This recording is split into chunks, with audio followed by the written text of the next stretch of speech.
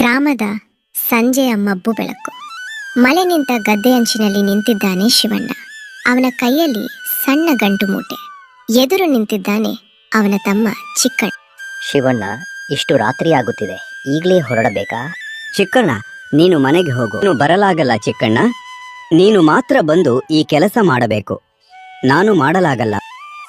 ಅಣ್ಣ, ಇದು ನಮ್ಮೂರ ಹಳೆಯ ಮಾರಮ್ಮನ ಗುಡಿ ತಾನೆ, ಇಲ್ಲಿ ನಾನೇನ್ ಮಾಡಬೇಕು? ರಾತ್ರಿ ಹೊತ್ತು ಹೆಂಗಸರು ಮನೆ ಬಿಟ್ಟು ಬರಬಾರದು ತಮ್ಮ. ಅದರಲ್ಲೂ ನಿನ್ನ ಅತ್ತಿಗೆಗೆ ಜ್ವರ ಬಿದ್ದಿದೆ. ಆಕೆಗೆ ಮಾರಮ್ಮನ ಗುಡಿಯಲ್ಲಿ ಒಂದು ಹರಕೆ ಹೊತ್ತಿದ್ದೆ. ಆ ಹರಕೆಯ ಕಾಣಿಕೆಯನ್ನು ನೀನು ತೆಗೆದುಕೊಂಡು ಹೋಗಿ ಗುಡಿಯಲ್ಲಿ ಇಟ್ಟು ಬಾ. ಆದ್ರೆ ಅಣ್ಣ, ಚಿಕ್ಕಣ್ಣ, ನಿನ್ನ ಅತ್ತಿಗೆ ಉಳಿಯಬೇಕು ಅಂದ್ರೆ ನೀನು ಈ ಕೆಲಸ ಮಾಡಲೇಬೇಕು. ಚಿಕ್ಕಣ್ಣ ಒಂದು ಕ್ಷಣ ಅತ್ತಿತ್ತ ನೋಡ್ತಾನೆ. ಕೊನೆಗೆ ಧೈರ್ಯ ಮಾಡಿ ಮುಂದೆ ಹೆಜ್ಜೆ ಇಡ್ತಾನೆ. ಆ ಕ್ಷಣವೇ ಗುಡಿಯ ಸುತ್ತಲೂ ಭಯಂಕರ ಗಾಳಿ ಬೀಸತೊಡಗುತ್ತದೆ. ಕೆಲವು ದಿನಗಳ ಹಿಂದೆ ಒಂದು ದಿನ ಬೆಳಗ್ಗೆ ಮಳ್ಳೂರು ಹಳ್ಳಿಯ ಮನೆಯೊಳಗೆ ಶಿವಣ್ಣ ಮತ್ತು ಅವನ ಹೆಂಡತಿ ಲಕ್ಷ್ಮಿ ಜಗಳವಾಡುತ್ತಿದ್ದಾರೆ. ಸಾಕು, ನನ್ನಿಂದ ಇದೆಲ್ಲ ಸಹಿಸೋಕಾಗಲ್ಲ. ಎಷ್ಟು ಸಲ ಹೇಳಿದ್ರು ನಿಮ್ ತಮ್ಮನನ್ನ ಮನೆಯಿಂದ ಹೊರ ಹಾಕಬೇಕು ಅಂತ. ಇಲ್ಲ ಅಂದ್ರೆ ನಾನು ಈ ಮನೆ ಬಿಟ್ಟು ಹೋಗ್ತೀನಿ. ಲಕ್ಷ್ಮಿ, ಹಾಗೆಲ್ಲ ಆಗಲ್ಲ. ಅವನಿಗೂ ಈ ಆಸ್ತಿಯಲ್ಲಿ ಹಕ್ಕಿದೆ. ಊರವರೇನು ಅಂತಾರೆ? ನಿಮ್ಗ ಅವನ ಹೆಚ್ಚು ಅಂದ್ರೆ ನಾನು ಹೊರಟೆ ಅಷ್ಟೇ. ಸರಿ ಸರಿ, ನೀನು ಹೇಳಿದಂತೆ ಕೇಳ್ತೀನಿ. ನಾನೇನೋ ಯೋಚಿಸ್ತೀನಿ. ಇಷ್ಟು ಹೊತ್ತಿಗೆ ಚಿಕ್ಕಣ್ಣ ಹೊಲದ ಕೆಲಸ ಮುಗಿಸಿಕೊಂಡು ಬರ್ತಾನೆ. ಅಣ್ಣ, ಗದ್ದೆಯ ಕೆಲಸ ಮುಗೀತು, ಗೊಬ್ಬರವೂ ಹಾಕಿದ್ದಾಯ್ತು. ಒಳ್ಳೇದು ತಮ್ಮ. ಮನೆಯಲ್ಲಿ ಸೌದೆ ಮುಗಿದಿದೆ. ಅಡಿಗೆ ಮಾಡೋಕೆ ಸೌದೆ ಬೇಕು. ಕಾಡಿಗೆ ಹೋಗಿ ಸೌದೆ ತಗೊಂಡು ಬಾ. ಅಣ್ಣ, ನನಗೆ ತುಂಬಾ ಹಸಿವಾಗಿದೆ, ಏನಾದರೂ ತಿಂದು ಹೋಗ್ತೀನಿ. ಮನೆಯಲ್ಲಿ ಅಡಿಗೆ ಆಗಿಲ್ಲ. ಸೌದೆ ಇಲ್ಲದೆ ಅಡಿಗೆ ಹೇಗ್ ಮಾಡೋದು? ಮೊದ್ಲು ಸೌದೆ ತಗೊಂಡ್ ಬಾ, ಆಮೇಲೆ ಅಡಿಗೆ ಮಾಡ್ತೀನಿ. ಚಿಕ್ಕಣ್ಣ ನಿರಾಶೆಯಿಂದ ಹೊರಡ್ತಾನೆ. ಶಿವಣ್ಣ ಒಳಗೆ ಹೋಗಿ ಲಕ್ಷ್ಮಿಗೆ ಕೇಳ್ತಾನೆ. ಮನೆಯಲ್ಲಿ ಅಡಿಗೆ ಮಾಡೋಕೆ ಸೌದೆ ಇಲ್ಲ ಅಂದ್ರೆ ನೀನೇನು ಸುಳ್ಳು ಹೇಳಿದೆ? ನನಗೆ ಅವನಿಗೆ ಊಟ ಹಾಕೋಕೆ ಇಷ್ಟ ಇಲ್ಲ. ನಿಮಗೆ ಅವನ ಹೆಚ್ಚು ಅಂದ್ರೆ ನೀವೇ ಅಡಿಗೆ ಮಾಡಿ ಹಾಕಿ. ಲಕ್ಷ್ಮಿ ಸಿಟ್ಟಿನಿಂದ ಹೊರಟು ಹೋಗ್ತಾಳೆ. ಶಿವಣ್ಣ ಮನೆಯ ಹೊರಗೆ ಬಂದು ಕೂತಾಗ ಎರಡು ಗ್ರಾಮಸ್ಥರು ಮಾತನಾಡಿಕೊಳ್ಳುತ್ತಾ ಹೋಗುತ್ತಾರೆ. ಏನೋ ಗೊತ್ತಾ, ಮಲ್ಲೇಶಪುರದ ಕಡೆ ಇರೋ ಮಾರಮ್ಮನ ಗುಡಿಯಲ್ಲಿ ಎರಡು ವರ್ತಕರು ಇದ್ದು ಬಿಟ್ರಂತೆ. ಅವ್ರಿಗೆಲ್ಲೋ ಹುಚ್ಚು ಹಿಡಿದು ಸತ್ತು ಹೋದ್ರಂತೆ. ಏನ್ ಮಾತಾಡ್ತೀಯ? ಹೇಗಾಯ್ತು? ನಮ್ಮ ತಾತನವರು ಹೇಳಿದ್ದಾರೆ. ಆ ಗುಡಿಯಲ್ಲಿ ಒಬ್ಬ ತಾಯಿ ಮಗಳ ಭೂತಗಳಿವೆ. ಅವು ಅಲ್ಲಿಗೆ ಹೋಗೋರ ಮನಸ್ಸನ್ನು ನಿಯಂತ್ರಿಸಿ ಕೊಲ್ಲುತ್ತವೆ. ನಿಜಾನಾ? ಹಾಗಾದ್ರೆ ನಮ್ಮೂರಿಗೆ ಬಂದ್ರೆ? ಬರೋಲ್ಲ, ಅವುಗಳ ಸೀಮೆ ಅದು. ಆ ಗುಡಿಯೊಳಗೆ ಹೆಜ್ಜೆ ಇಟ್ಟವರಿಗೆ ಮಾತ್ರ ಆಗತಿ. ಶಿವಣ್ಣ ಈ ಮಾತುಗಳನ್ನು ಕೇಳಿ ಮೌನವಾಗುತ್ತಾನೆ. ಅವನ ಮುಖದಲ್ಲಿ ಒಂದು ದುಷ್ಟ ಯೋಜನೆ ಮೂಡುತ್ತದೆ. ಚಿಕ್ಕಣ್ಣ ಕಾಡಿನಲ್ಲಿ ಸೌದೆ ಕಡಿಯುತ್ತಿದ್ದಾನೆ. ಅಲ್ಲೊಬ್ಬ ಸಾಧು ಕಾಣಿಸಿಕೊಳ್ಳುತ್ತಾನೆ. ಮಗು, ನೀನು ಸೌದೆ ಕಡಿಯುತ್ತಿದ್ದೀಯಾ? ನಿನ್ನ ಅದೃಷ್ಟ ಹಾಳಾಗುತ್ತಿದೆ. ಇಲ್ಲಿಂದ ಹೊರಟು ಹೋಗು. ಸ್ವಾಮಿ, ನಾನು ಚೆನ್ನಾಗಿದ್ದೀನಿ. ನನ್ನ ಅಣ್ಣ ಅತ್ತಿಗೆ ನನ್ನನ್ನು ಚೆನ್ನಾಗಿ ನೋಡಿಕೊಳ್ಳುತ್ತಾರೆ. ನೀವೇನು ಹೇಳ್ತಿದ್ದೀರಿ? ಯಾರ ಹೆಸರು ಹೇಳ್ತಿದ್ದೀಯೋ ಅವರೇ ನಿನ್ನನ್ನು ಸಾವಿನ ಬಾಗಿಲಿಗೆ ಕಳುಹಿಸುತ್ತಾರೆ. ಅವರನ್ನು ಬಿಟ್ಟು ಹೋಗು. ಇಲ್ಲ ಸ್ವಾಮಿ, ನನ್ನ ತಂದೆ ತಾಯಿ ತೀರಿಕೊಂಡಾಗ ನಾನು ಚಿಕ್ಕವನು. ಅಣ್ಣ ಅತ್ತಿಗೆಯೇ ನನಗೆ ತಂದೆ ತಾಯಿ. ನಾನು ಅವರನ್ನು ಬಿಡಲಾರೆ. ಚಿಕ್ಕಣ್ಣ ಅಲ್ಲಿಂದ ಹೊರಡುತ್ತಾನೆ. ಸಾಧು ನಿಟ್ಟುಸಿರು ಬಿಡುತ್ತಾನೆ. ಈ ಪ್ರೀತಿಯೇ ಅವನ ಕೊರಳಿಗೆ ಉರುಳಾಗಬಾರದು. ಚಿಕ್ಕಣ್ಣ ಮನೆಗೆ ಬಂದಾಗ ಸೌದೆಯನ್ನು ಇಳಿಸುತ್ತಾನೆ. ಅಣ್ಣ, ಸೌದೆ ತಂದಿದ್ದೀನಿ. ಸಾಕಷ್ಟು ದಿನಗಳಿಗೆ ಸಾಕಾಗತ್ತೆ. ಚೆನ್ನಾಗಿ ಮಾಡಿದೆ ತಮ್ಮ. ಈಗ ಬಾ, ಊಟ ಮಾಡು. ನಿನ್ನ ಅತ್ತಿಗೆ ರೊಟ್ಟಿ ಮಾಡಿದ್ದಾಳೆ. ಚಿಕ್ಕಣ್ಣ ಊಟದ ಮನೆಗೆ ಹೋದಾಗ ಎದುರಿಗೆ ಒಂದು ರೊಟ್ಟಿ ಮತ್ತು ಒಣಗಿದ ಮೆಣಸಿನಕಾಯಿ ಇಡಲಾಗಿರುತ್ತದೆ. ಅತ್ತಿಗೆ ತರಕಾರಿ ಇಲ್ಲವಾ? ಒಣ ಮೆಣಸಿನಕಾಯಿಯಲ್ಲಿ ಹೇಗೆ ಊಟ ಮಾಡೋದು? ತರಕಾರಿ ಮುಗ್ದೋಯ್ತು, ತರೋಕೆ ಹಣ ಇಲ್ಲ. ತಿನ್ನೋಕೆ ಇದ್ರೆ ತಿನ್ನು, ಇಲ್ಲ ಅಂದ್ರೆ ಹಸಿದಿರು. ಲಕ್ಷ್ಮಿ ಸಿಟ್ಟಿನಿಂದ ಹೋಗ್ತಾಳೆ. ಶಿವಣ್ಣ ಸಮಾಧಾನ ಮಾಡ್ತಾನೆ. ಚಿಕ್ಕಣ್ಣ, ಬೇಸರ ಮಾಡಿಕೊಳ್ಳಬೇಡ. ನಿನ್ನ ಅತ್ತಿಗೆ ಸ್ವಲ್ಪ ಸಿಟ್ಟಿನವಳು ಅಷ್ಟೇ. ಇಲ್ಲಿ ತಿನ್ನು.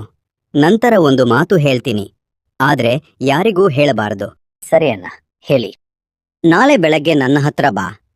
ರಾತ್ರಿ ಶಿವಣ್ಣ ಮತ್ತು ಲಕ್ಷ್ಮಿ ಮಲಗಿದ್ದಾಗ ಮಾತನಾಡುತ್ತಾರೆ. ಏನ್ ಮಾತಾಡ್ತಿದ್ರಿ? ನಾಳೆ ಯಾಕೆ ಕರೀತಿದ್ಯಾ? ನಿನಗೆ ಬೇಕಾಗಿದ್ದಂತೆ ಚಿಕ್ಕಣ್ಣನನ್ನ ಮನೆಯಿಂದ ಹೊರಹಾಕೋಕೆ ಒಂದು ದಾರಿ ಸಿಕ್ಕಿದೆ. ನಾಳೆ ಆ ಮಾರಮ್ಮನ ಗುಡಿಗೆ ಕಳುಹಿಸ್ತೀನಿ.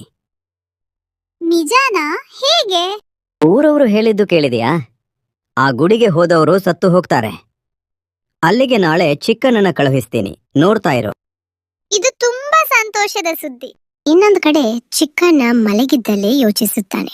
ನನ್ನ ಮನೆ ಈಗ ಹೀಗಾಗಿದಲ್ಲ, ನಾನು ಇನ್ನೂ ಶ್ರಮಪಟ್ಟು ಕೆಲಸ ಮಾಡಬೇಕು.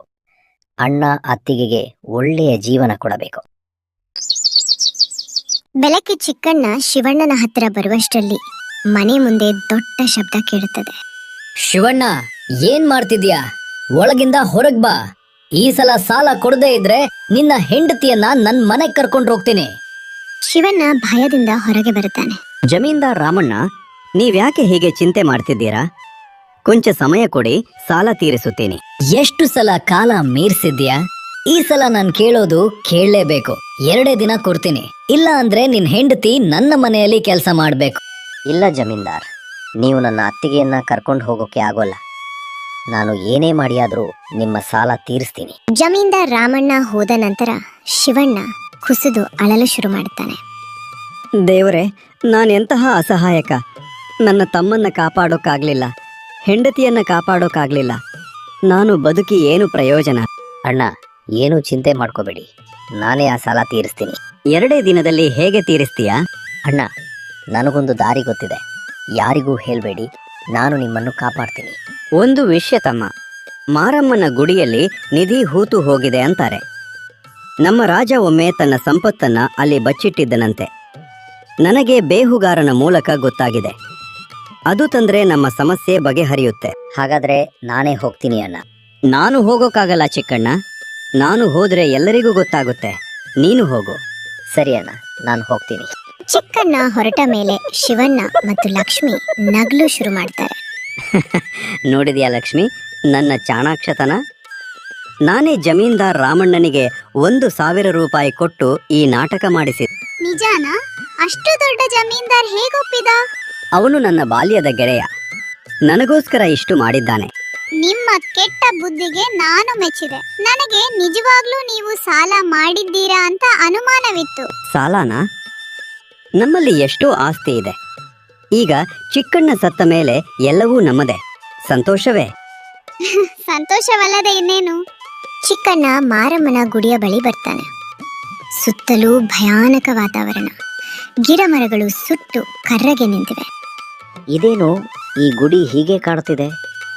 ಯಾರೋ ಅಳುವ ಶಬ್ದ ಕೇಳಿಸ್ತಿದೆ, ಆದ್ರೆ ಯಾರೂ ಕಾಣಿಸ್ತಿಲ್ಲ. ಚಿಕ್ಕಣ್ಣ ಗುಡಿಯೊಳಗೆ ಹೆಜ್ಜೆ ಇಡುತ್ತಾನೆ.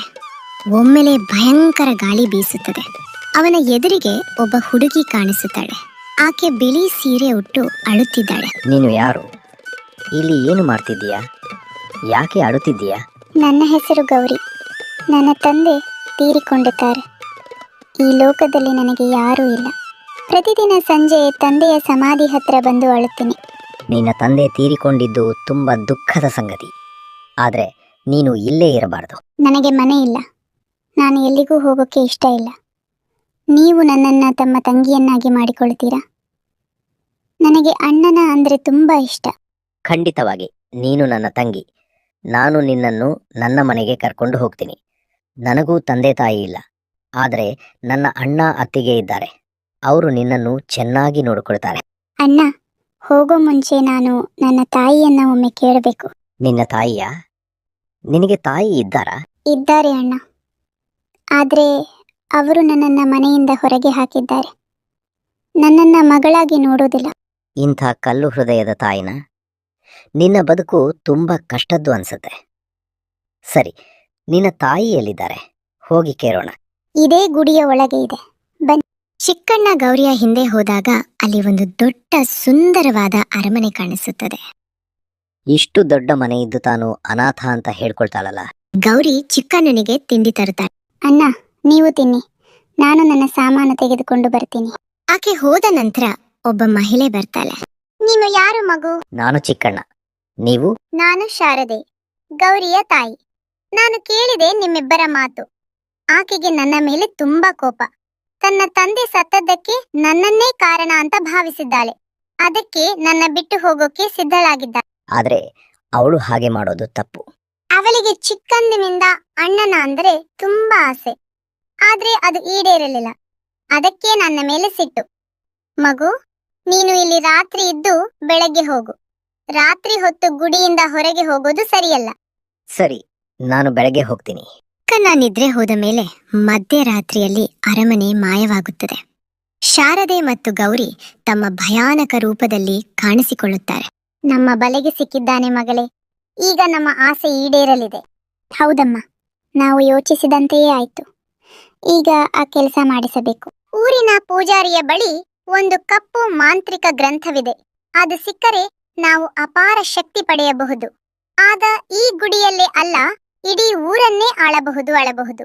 ಬೆಳಗ್ಗೆ ಅವನನ್ನೇ ಪೂಜಾರಿಯ ಬಳಿ ಕಳುಹಿಸೋಣ. ಬೆಳಗ್ಗೆ ಚಿಕ್ಕಣ್ಣ ಎದ್ದು ಗೌರಿಯನ್ನು ಕರೆಯುತ್ತಾನೆ. ಗೌರಿ, ನಾನು ಬರುವ ಕೆಲಸ ಮಾಡಬೇಕು. ನಿನ್ನನ್ನ ಮೊದಲು ಮನೆಗೆ ಬಿಟ್ಟು ಬರ್. ಅಣ್ಣ, ನಾನ್ ನಿಮ್ ಜೊತೆ ಬರಲು ಸಿದ್ಧ. ಆದ್ರೆ ಒಂದು ಸಣ್ಣ ಕೆಲಸ ಮಾಡಬೇಕು. ಏನ್ ಕೆಲಸ ಹೇಳು. ಈ ಊರಿನ ಪೂಜಾರಿಯ ಬಳಿ ಒಂದು ಕಪ್ಪು ಗ್ರಂಥವಿದೆ. ಅದನ್ನು ತಂದು ಕೊಡಬೇಕು. ಆಗ ನನ್ನ ತಂದೆಯ ಆತ್ಮಕ್ಕೆ ಶಾಂತಿ ಸಿಗುತ್ತೆ. ಚಿಕ್ಕಣ್ಣ ಪೂಜಾರಿಯ ಮನೆಗೆ ಹೋಗುತ್ತಾನೆ. ಪೂಜಾರಿ ರಾಮಶರ್ಮರು ಅವನನ್ನು ನೋಡಿ ಆಶ್ಚರ್ಯ ಪಡುತ್ತಾರೆ. ಚಿಕ್ಕಣ್ಣ, ನೀನು ಇಲ್ಲಿ? ನಿನ್ನ ಅಣ್ಣ ಅತ್ತಿಗೆ ಚೆನ್ನಾಗಿದ್ದಾರಾ? ಎಲ್ರೂ ಚೆನ್ನಾಗಿದ್ದಾರೆ ಪೂಜಾರಿಜಿ. ನಿಮ್ಮನ್ನ ನೋಡ್ಬೇಕು ಅಂತ ಬಂದೆ. ನನಗೆ ಊರಿನ ಜಮೀನ್ದಾರನ ಮಗನ ನಾಮಕರಣಕ್ಕೆ ಹೋಗಬೇಕಿದೆ. ನೀನು ಇದ್ದರೆ ನನ್ನ ಒಳಗಿನ ಪುಸ್ತಕಗಳನ್ನು ಸರಿ ಮಾಡಿಕೊಡು. ಖಂಡಿತವಾಗಿ ಪೂಜಾರಿಜಿ. ಪೂಜಾರಿ ಹೋದ ನಂತರ ಚಿಕ್ಕಣ್ಣ ಎಲ್ಲ ಪುಸ್ತಕಗಳನ್ನು ಹುಡುಕುತ್ತಾನೆ. ಕೊನೆಗೆ ಕಪ್ಪು ಗ್ರಂಥ ಸಿಗುತ್ತದೆ. ಇದೇ ಆ ಗ್ರಂಥ ಇರಬೇಕು. ಅವನು ಗ್ರಂಥ ತೆಗೆದುಕೊಂಡು ಹೊರಡುತ್ತಾನೆ. ಪೂಜಾರಿ ಹಿಂತಿರುಗಿ ಬಂದು ನೋಡಿದಾಗ ಚಿಕ್ಕಣ್ಣ ಕಾಣಿಸುವುದಿಲ್ಲ. ಒಳಗೆ ಹೋಗಿ ನೋಡಿದ್ರೆ ಕಪ್ಪು ಗ್ರಂಥ ಇಲ್ಲ. ಅಯ್ಯೋ, ಅಘೋರ ತಂತ್ರವಿದ್ಯೆಯ ಗ್ರಂಥ. ಇದು ತಪ್ಪು ಕೈ ಸೇರಿದರೆ ಗ್ರಾಮಕ್ಕೆ ಮಾರಕವಾಗುತ್ತದೆ. ಚಿಕ್ಕಣ್ಣ ತೆಗೆದುಕೊಂಡು ಹೋಗಿದ್ದರೆ ಅವನು ಗುಡಿಗೇ ಹೋಗಿರಬೇಕು. ತರೆಯಲೇಬೇಕು. ಚಿಕ್ಕಣ್ಣ ಗುಡಿಯ ಬಳಿ ಬಂದು ಗೌರಿಗೆ ಕೊಡಲು ಹೊರಟಾಗ ಪೂಜಾರಿ ಅಡ್ಡಗಟ್ಟುತ್ತಾರೆ. ನಿಲ್ಲು ಚಿಕ್ಕಣ್ಣ, ಏನ್ ಮಾಡ್ತಿದ್ದೀಯಾ? ಪೂಜಾರಿಜಿ, ನೀವು ಇಲ್ಲಿ? ಈ ಗ್ರಂಥ ಯಾವುದು ಗೊತ್ತಾ? ಇದು ಅಘೋರ ತಂತ್ರವಿದ್ಯೆ ಗ್ರಂಥ. ಇದು ದುಷ್ಟ ಶಕ್ತಿಗಳ ಕೈ ಸೇರಿದರೆ ಇಡೀ ಗ್ರಾಮ ನಾಶವಾಗುತ್ತದೆ. ನನಗೆ ಗೊತ್ತಿರಲಿಲ್ಲ ಪೂಜಾರಿಜಿ. ಗೌರಿ ಮತ್ತು ಶಾರದೆ ಕೇಳಿದ್ರು ಅವರಿಗೆ ಕೊಡಬೇಕು ಅಂತ. ಅವರೇ ಆ ದುಷ್ಟ ಶಕ್ತಿಗಳು. ಅವರು ಗ್ರಾಮದ ಜನರನ್ನೆಲ್ಲ ಮರುಳು ಮಾಡಿ ಕೊಲ್ಲುತ್ತಾರೆ. ನಾನು ಸಕಾಲಕ್ಕೆ ಬಂದೆ. ಇಲ್ಲದಿದ್ದರೆ ನಿನಗೂ ಅದೇ ಗತಿಯಾಗುತ್ತಿತ್ತು. ಬಾ, ಇಲ್ಲಿಂದ ಹೊರಡೋಣ. ಆಗ ಗೌರಿ ಮತ್ತು ಶಾರದೆ ಕಾಣಿಸಿಕೊಳ್ಳುತ್ತಾರೆ. ಪೂಜಾರಿ, ನಿಲ್ಲು. ಆ ಗ್ರಂಥ ಕೊಟ್ಟು ಹೋಗು. ಇಲ್ಲದಿದ್ದರೆ ನಿನ್ನನ್ನು ಕೊಲ್ಲುತ್ತೇವೆ. ನೀವು ಆತ್ಮಗಳು. ನನ್ನ ಪ್ರಾಣ ಹೋದರೂ ಪರವಾಗಿಲ್ಲ. ಈ ಗ್ರಂಥ ನಿಮಗೆ ಕೊಡುವುದಿಲ್ಲ. ಪೂಜಾರಿ ಮಂತ್ರ ಪಠಿಸಲು ಪ್ರಾರಂಭಿಸುತ್ತಾರೆ. ಗೌರಿರಿ ಮತ್ತು ಶಾರದೆ ನೋವಿನಿಂದ ಕಿರುಚುತ್ತಾರೆ. ಪೂಜಾರಿ, ನಾವು ಹೋಗುತ್ತೇವೆ, ಆದರೆ ಮತ್ತೆ ಬರುತ್ತೇವೆ, ನೆನಪಿಟ್ಟುಕೋ. ಅವರು ಅದೃಶ್ಯರಾಗುತ್ತಾರೆ. ಚಿಕ್ಕಣ್ಣ, ನೀನೇಕೆ ಇಲ್ಲಿಗೆ ಬಂದೆ? ಪೂಜಾರಿಜಿ, ನಿಮ್ಮಿಂದ ಏನು ಮುಚ್ಚಿರಬೇಕು? ನನ್ನ ಅಣ್ಣ ಅತ್ತಿಗೆಗೆ ಸಾಲದ ಸಮಸ್ಯೆ ಇತ್ತು. ಮಾರಮ್ಮನ ಗುಡಿಯಲ್ಲಿ ನಿಧಿ ಇದೆ ಅಂತ ಹೇಳಿದರು. ಅದನ್ನು ತರಲು ಬಂದೆ. ನಿಧಿಯ? ನಿನ್ನ ತಂದೆ ತಾಯಿ ನಿಮಗೆ ಎಷ್ಟೋ ಆಸ್ತಿ ಬಿಟ್ಟಿದ್ದಾರೆ. ಅವರಿಗೆ ಸಾಲವೇ ಇಲ್ಲ. ನಿನ್ನ ಅಣ್ಣ ನಿನಗೆ ಸುಳ್ಳು ಹೇಳಿದ್ದಾನೆ. ಅವನು ನಿನ್ನನ್ನು ಕೊಲ್ಲಿಸಿ ಆಸ್ತಿ ಪಡೆಯಲು ಬಯಸಿದ್ದಾನೆ. ಇಲ್ಲ ಪೂಜಾರಿಜಿ, ಅಣ್ಣ ಹಾಗೆ ಮಾಡ್ಲಾರ್ರು. ನೀನು ನನ್ನ ಜೊತೆ ಬಾ, ನಿನಗೆ ಸತ್ಯ ತೋರಿಸುತ್ತೇನೆ. ಪೂಜಾರಿ ಚಿಕ್ಕಣ್ಣನನ್ನು ಅವನ ಮನೆಗೆ ಕರೆದುಕೊಂಡು ಹೋಗುತ್ತಾರೆ. ಅಲ್ಲಿ ಶಿವಣ್ಣ ಮತ್ತು ಲಕ್ಷ್ಮಿ ನಗುತ್ತಾ ಮಾತನಾಡುತ್ತಿದ್ದಾರೆ. ಲಕ್ಷ್ಮಿ, ಈಗ ಚಿಕ್ಕಣ್ಣ ಖಂಡಿತ ಸತ್ತಿರಬೇಕು. ಅಷ್ಟು ಜನ ಸತ್ತ ಆ ಗುಡಿಯಲ್ಲಿ ಅವನು ಹೇಗೆ ಬದುಕುತ್ತಾನೆ? ಹೌದು, ಈಗ ನಮ್ದೇ ಈ ಮನೆ, ಹೊಲ, ಆಭರಣ. ನಾವೇ ಊರಿನ ಶ್ರೀಮಂತರು. ಮತ್ತೆ ನಮಗೆ ಸಾಲವೂ ಇಲ್ಲ, ನಿಧಿಯೂ ಇಲ್ಲ. ಇದೆಲ್ಲ ನಾಟಕ. ಅವನನ್ನು ಕಳುಹಿಸಲು ಮಾತ್ರ. ಚಿಕ್ಕಣ್ಣ ಮುಂದೆ ಹೋಗಿ ನಿಲ್ಲುತ್ತಾನೆ. ಅಣ್ಣ ಅತ್ತಿಗೆ, ನಿಮಗೆ ನಾಚಿಕೆ ಆಗ್ಲಿಲ್ವೇ? ನನ್ನ ಜೊತೆ ಇಷ್ಟು ದೊಡ್ಡ ಮೋಸ ಮಾಡಿದಿರಿ. ಆಸ್ತಿ ಬೇಕಿದ್ದರೆ ನನಗೆ ಹೇಳಬಾರ್ದಿತ್ತೆ. ನಾನು ನಿಮಗೆ ಸಂತೋಷದಿಂದ ಕೊಡುತ್ತಿದ್ದೆ. ಆದರೆ ನನ್ನ ನಂಬಿಕೆ ಮುರಿದಿರಿ. ನಾನು ಎಂದಿಗೂ ನಿಮ್ಮನ್ನು ಕ್ಷಮಿಸಲಾರೆ. ಚಿಕ್ಕಣ್ಣ, ತಪ್ಪಾಯ್ತು, ನನ್ನನ್ನು ಕ್ಷಮಿಸು. ಯಾಕೆ ಕ್ಷಮೆ ಕೇಳ್ತೀರಾ? ನಾವು ಶ್ರಮಿಸಿ ಸಂಪಾದಿಸಿದ್ದು, ಇದು ನಮಗೆ ಸಿಗಬೇಕಾದ್ದು. ಅದಕ್ಕಾಗಿ ನಾವು ಏನು ಮಾಡಿದ್ರೂ ತಪ್ಪಿಲ್ಲ. ಶಿವಣ್ಣ, ನಿಮ್ಮ ತಾಯಿ ಸಾಯುವ ಮುನ್ನ ಒಂದು ಉಯಿಲು ಬರೆದಿಟ್ಟಿದ್ದರು. ಅದನ್ನು ನನಗೆ ಕೊಟ್ಟಿದ್ದರು. 2 ಸಹೋದರರ ನಡುವೆ ಜಗಳವಾದಾಗ ಅದನ್ನು ಓದಬೇಕು ಅಂತ ಹೇಳಿದ್ದರು. ಆ ಉಯಿಲಿನ ಪ್ರಕಾರ ಎಲ್ಲ ಆಸ್ತಿಯು ಚಿಕ್ಕಣ್ಣನಿಗೆ ಸೇರುತ್ತದೆ. ಚಿಕ್ಕಣ್ಣ, ಕಣ್ಣ, ಬಾ ಇಲ್ಲಿಂದ ಹೋಗೋಣ. ಈ ಮನೆ ಈಗ ನಿನ್ನದು. ನನಗೆ ಆಸ್ತಿ ಬೇಡ ಪೂಜಾರಿಜಿ. ನನಗೆ ಬೇಕಿದ್ದು ಅಣ್ಣನ ಪ್ರೀತಿ. ಅದು ಇಲ್ಲದ ಮೇಲೆ ಈ ಆಸ್ತಿನ ಏನು ಮಾಡಿಕೊಳ್ಳುವುದು? ಚಿಕ್ಕಣ್ಣ ಊರು ಬಿಟ್ಟು ಹೋಗಲು ನಿರ್ಧರಿಸುತ್ತಾನೆ. ಆದರೆ ಪೂಜಾರಿ ಅವನನ್ನು ತಡೆದು ನಿಲ್ಲಿಸುತ್ತಾರೆ. ಚಿಕ್ಕಣ್ಣ, ಓಡಿ ಹೋಗುವುದರಿಂದ ಪರಿಹಾರವಿಲ್ಲ. ನಿನ್ನ ತಾಯಿಯ ಆಸೆಯಂತೆ ನೀನು ಈ ಆಸ್ತಿಯನ್ನು ನೋಡಿಕೊಳ್ಳಬೇಕು. ಶಿವಣ್ಣ ಮತ್ತು ಲಕ್ಷ್ಮಿ ತಮ್ಮ ತಪ್ಪಿನ ಅಪ್ಪಿನ ಅರಿವು ಮಾಡಿಕೊಂಡು ನಿನ್ನ ಬಳಿ ಬರುತ್ತಾರೆ. ಆ ತನಕ ನೀನು ಧೈರ್ಯದಿಂದ ಇರು. ಶಿವಣ್ಣನಿಗೆ ತನ್ನ ತಪ್ಪಿನ ಅರಿವಾಗುತ್ತದೆ. ಅವನು ದಿನಗಳವರೆಗೆ ಮನೆಯಿಂದ ಹೊರಗೆ ಬರುವುದಿಲ್ಲ. ಲಕ್ಷ್ಮಿಗೂ ತನ್ನ ತಪ್ಪು ಅರ್ಥವಾಗುತ್ತದೆ. ಒಂದು ದಿನ ಶಿವಣ್ಣ ಚಿಕ್ಕಣ್ಣನ ಮುಂದೆ ಮಂಡಿಯೂರಿ ಕ್ಷಮೆ ಕೇಳುತ್ತಾನೆ. ಚಿಕ್ಕಣ್ಣ, ನಾನು ದುರಾಸೆಯಿಂದ ನಿನ್ನನ್ನು ಕೊಲ್ಲಲು ಯತ್ನಿಸಿದೆ. ನನ್ನಂಥ ಅಣ್ಣನನ್ನು ಕ್ಷಮಿಸುವುದಾದರೂ ಹೇಗೆ? ಆದರೆ ನಿನ್ನ ಪ್ರೀತಿಯ ಅರಿವಾಗಿದೆ. ನಾನು ಬದಲಾಗುತ್ತೇನೆ. ಚಿಕ್ಕಣ್ಣ ಅಣ್ಣನನ್ನು ಎತ್ತಿಕೊಂಡು ಅಪ್ಪಿಕೊಳ್ಳುತ್ತಾನೆ. ಅಣ್ಣ, ನಿಮ್ಮ ತಪ್ಪಿಗೆ ನಿಮಗೆ ಶಿಕ್ಷೆಯಾಗಿದೆ. ಈಗ ನಾವು ಮತ್ತೆ ಒಂದಾಗಿ ಬಾಳೋಣ. ಲಕ್ಷ್ಮಿ ಕೂಡ ಬಂದು ಚಿಕ್ಕಣ್ಣನ ಕ್ಷಮೆ ಯಾಚಿಸುತ್ತಾಳೆ. ಚಿಕ್ಕಣ್ಣ, ನಾನ್ ನಿನ್ಗೆ ತುಂಬಾ ಕಷ್ಟ ಕೊಟ್ಟೆ, ನನ್ನನ್ನು ಕ್ಷಮಿಸು. ಮೂವರು ಒಂದಾಗುತ್ತಾರೆ. ಶಿವಣ್ಣ ಮತ್ತು ಲಕ್ಷ್ಮಿ ನಿಜವಾಗಿಯೂ ಬದಲಾಗುತ್ತಾರೆ. ಅವರು ಚಿಕ್ಕಣ್ಣನನ್ನು ತಮ್ಮ ಮಗನಂತೆ ನೋಡಿಕೊಳ್ಳುತ್ತಾರೆ. ಚಿಕ್ಕಣ್ಣನ ನಂಬಿಕೆ, ಪ್ರೀತಿ ಮತ್ತು ಕ್ಷಮಾಗುಣದಿಂದ ಆ ಮನೆಯಲ್ಲಿ ಮತ್ತೆ ನೆಮ್ಮದಿ ನೆಲೆಸುತ್ತದೆ. ದುರಾಸೆಯ ಅಣ್ಣ ಅತ್ತಿಗೆಯು ತಮ್ಮ ತಪ್ಪಿನ ಅರಿವಾಗಿ ಒಳ್ಳೆಯವರಾಗಿ ಬದಲಾಗುತ್ತಾರೆ.